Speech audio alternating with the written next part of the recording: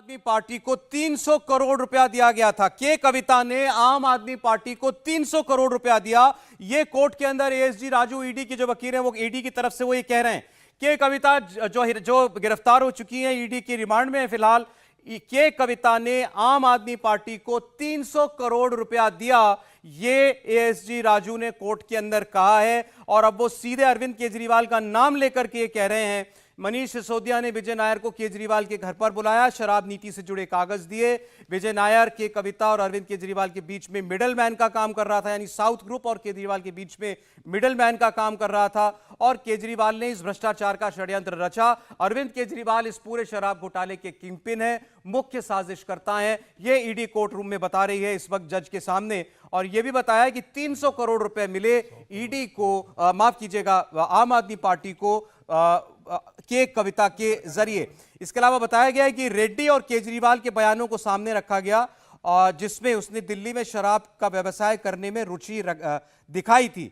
और ये ईडी जो है वो इस वक्त मगुंटा रेड्डी उनके बयान को पढ़ रही। मगुंटा रेड्डी भी शायद अप्रूवर बन गए, अप्रूवर बन चुके हैं और इन्होंने जो बातें बताई हैं, जी हाँ, वाईएसआर के सांसद, उनके बयानों को अब ईडी पढ़ करके बता रही है कोर्ट रूम में। गोनिका, और उन्होंने मजेदार बात है वो मजिस्ट्रेट के सामने उनका बयान 64 में। बिल्कुल सौरभ, अब बयानों को पढ़ा जाएगा कोर्ट में, क्योंकि अभी तक जो 10 दिन की रिमांड क्यों मांगी गई है उसका जिक्र पहले किया गया। अरविंद केजरीवाल का क्या रोल है इस पूरे मामले में, इस एक्साइज पॉलिसी में, उसको पहले कोर्ट में बताया गया कि क्या अरविंद केजरीवाल इस पूरे मामले में क्यों आकर लाइमलाइट में है।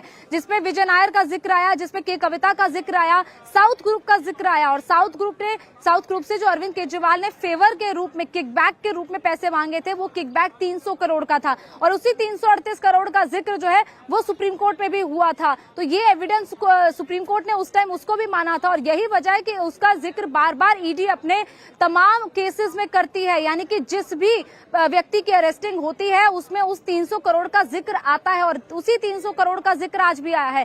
के कविता का जिक्र आया, के कविता को कोई राहत फिलहाल नहीं मिल रही है और के कविता से ही अरविंद केजरीवाल का आमना सामना कराया जाना है।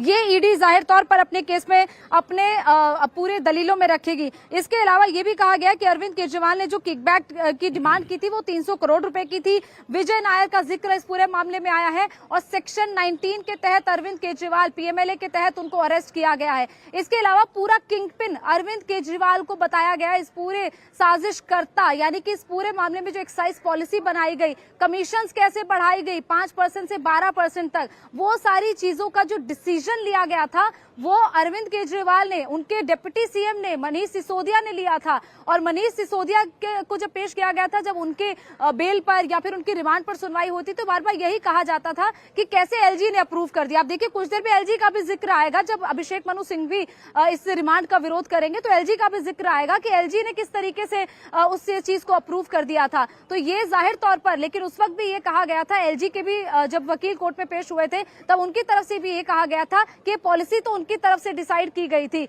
ऐसे में ये सारी चीजें अभी फिलहाल लगातार धीरे धीरे पड़ते खुलती जाएंगी जैसे जैसे इस मामले पर सुनवाई हो रही है।